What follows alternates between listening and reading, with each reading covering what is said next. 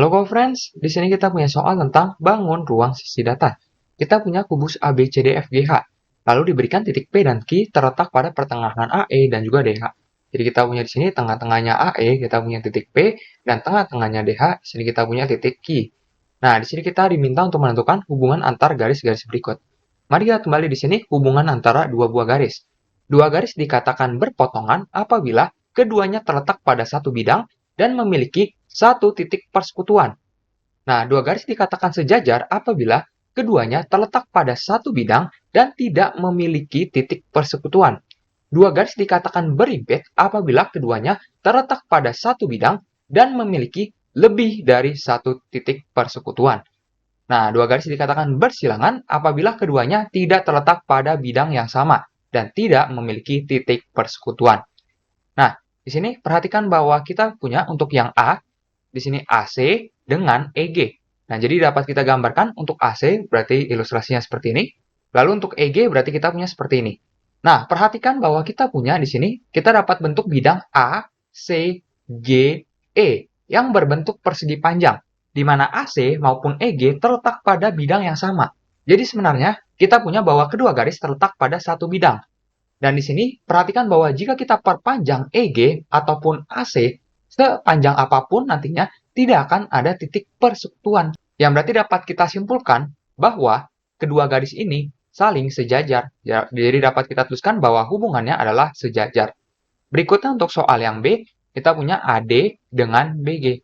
Nah, di sini kita dapat hapus terlebih dahulu yang tadi. Nah, perhatikan bahwa AD berarti kita punya yang ini, lalu untuk yang BG kita punya seperti ini. Nah, perhatikan bahwa di sini kita tidak dapat membentuk bidang yang melalui AD maupun BG. Jadi sebenarnya keduanya ini tidak terletak pada satu bidang. Nah, jadi jika kita perhatikan di sini, jika kita paksa ingin membuat bidangnya, berarti kita punya di sini bentuknya adalah ABGD, yang tentu saja bukan bidang. Nah, berarti di sini memang tidak akan ada bidang yang memuat AD dan juga BG sekaligus. Dan juga di sini juga kita perhatikan, jika kita perpanjang BG ataupun AD, di sini tidak akan pernah ketemu. Dengan kata lain, tidak akan pernah ada titik persekutuannya. Nah, sehingga kedua garis ini kita dapat simpulkan saling bersilangan. Nah, berikutnya di sini untuk soal yang C, kita punya AC dengan FP. Nah, jadi di sini perhatikan bahwa AC berarti kita punya seperti yang tadi. Lalu untuk yang FP, berarti di sini dapat kita tarik dari F ke P. Lalu untuk FP kita punya seperti ini. Nah, perhatikan bahwa di sini kita juga tidak dapat membuat bidang yang melalui AC maupun FP sekaligus. Nah, jika di sini kita paksakan, tentu saja di sini tidak akan membentuk bidang. Jadi perhatikan bahwa AC, FP di sini bukanlah bidang. Dan juga perhatikan bahwa ketika kita perpanjang keduanya ini, sepanjang apapun, ini tidak akan pernah ketemu. Dengan kata lain, tidak akan ada titik persekutuannya. Nah, yang berarti dapat kita simpulkan bahwa keduanya saling bersilangan. Nah, berikutnya untuk soal yang D, kita punya FP dengan GP. Nah, jika kita perhatikan FP tadi kita punya yang ini, lalu untuk GP berarti kita dapat tarik garisnya dari G ke P. Nah, perhatikan bahwa di sini kita dapat membentuk bidang. Karena di sini perhatikan bahwa untuk F, P, G saja, di sini sudah terbentuk segitiga. Jadi ilustrasi lebih jelasnya adalah seperti ini seharusnya. Jadi kita punya di sini F, lalu di sini kita punya G, dan di sini P. Sehingga di sini kita tahu bahwa untuk FP maupun GP terletak pada satu bidang.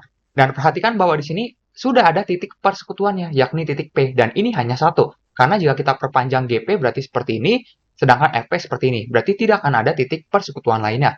Yang berarti kita tahu bahwa kedua garis ini saling berpotongan, karena terletak pada satu bidang dan memiliki satu titik persekutuan. Jadi dapat kita simpulkan bahwa FP dengan GP ini berpotongan. Nah, berikutnya untuk soal yang E, kita punya GP dengan FQ. Jadi di sini kita dapat gambarkan untuk GP seperti tadi. Kita tarik seperti ini. Nah, untuk yang FQ berarti kita punya seperti ini.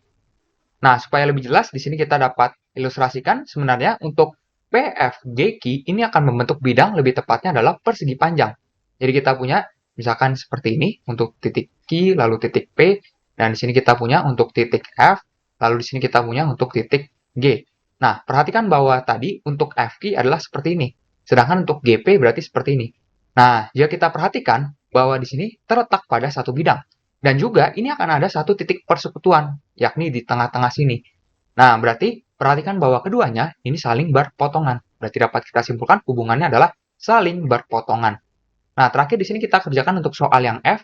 Kita punya untuk PQ dengan CF.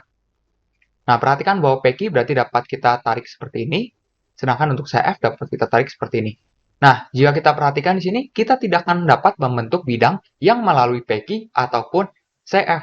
Karena di sini jika kita paksakan kita hubungkan seperti ini, berarti perhatikan bahwa yang terbentuk tentu saja di sini bukan bidang. Nah, berarti di sini dapat kita simpulkan bahwa untuk PQ dengan CF tidak sebidang. Dan juga tidak akan pernah ada titik persekutuannya. Karena jika kita ilustrasikan di sini, kita perpanjang untuk FC, berarti ini ibaratnya akan selalu naik dan yang ini selalu turun. Sedangkan PQ di sini hanyalah mundur ataupun maju ke depan seperti ini. Berarti tidak akan pernah bertemu. Nah, berarti dapat kita simpulkan bahwa PQ dengan CF ini sebenarnya saling bersilangan. Sampai jumpa di soal berikut.